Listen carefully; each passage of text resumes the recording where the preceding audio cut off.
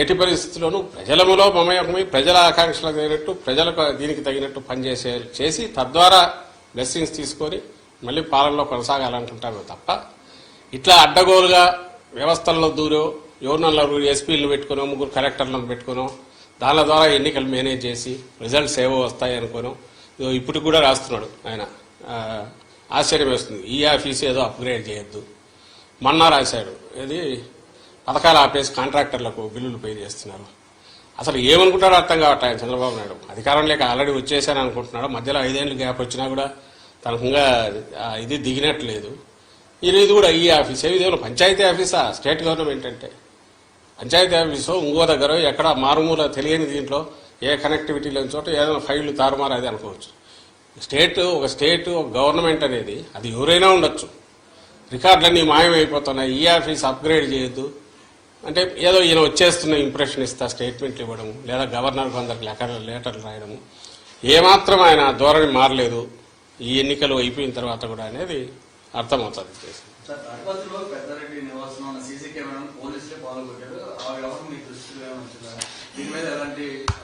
అది అన్యాయమైన ఇది. సీసీ కెమెరాలు అనేవి అది వీళ్ళు చేసిన పనే. వాళ్ళకి కావాల్సిన వాళ్ళని వీళ్ళని తీసుకొచ్చో అక్కడ పెట్టుకొని దౌర్జన్యానికి దిగి హింసాకాండ క్రియేట్ చేసి భయోత్పాతం క్రియేట్ చేయడము, దాంట్లో నుంచి ఏదైనా లాభం పొందాలని చూడడం ఏదైతే ముందు నుంచి టీడీపీ నేచర్తో ఇక్కడ కూడా అదే కనపడుతుంది. సీసీ కెమెరాలు ఉండేదే ఎవరైనా నేరం ఏదైనా జరిగితే దాన్ని పట్టుకోవడానికి ఉపయోగపడాల్సినవి.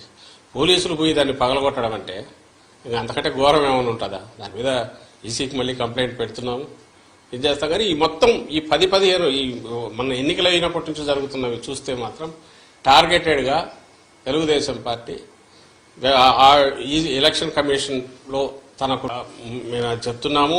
ప్లస్ అన్నిటికంటే ఇదేంటంటే ఎవరు మన తెలుగుదేశం పార్టీ కూడా ఆ రోజు సపోర్ట్ చేసింది. అది కూడా మేము తెచ్చి చూపించాము. అయినా సరే దాని మీద అడ్డగోలుగా అది ఇంకా ప్రపంచం బద్దలైపోతుంది, తలకిందులు అవుతోంది. ఆస్తులు ఎవరివి ఎక్కడా ఉండవని అంతవరకు తీసుకెళ్లి వాళ్ళ ఆఖరికి చేసిన డ్రామాలన్నీ నాకు తెలియగలుగుతాను. మళ్ళీ ఈరోజు దాని గురించి మాట్లాడట్లా. అయిపోయింది వాళ్ళ పని. దాని పని దాంట్లో 2 తెలుస్తాయి. నేను ఇంతకుముందు అన్నట్టు వాళ్ళు ఇచ్చిన ప్రామిసుల మీద వాళ్ళకు నమ్మకం లేదు. వాళ్లను జనం తెలుగుదేశం పార్టీని నమ్ముతున్నారనే నమ్మకం కూడా వాళ్ళకి లేదు. బెదరగొట్టడం ద్వారా ఏదో చేయాలని, భయపెట్టడం ద్వారా ఏదో జరగబోతుంది చేయాలని ల్యాండ్ టైటిలింగ్ యాక్ట్ అనేది అది వచ్చేసింది.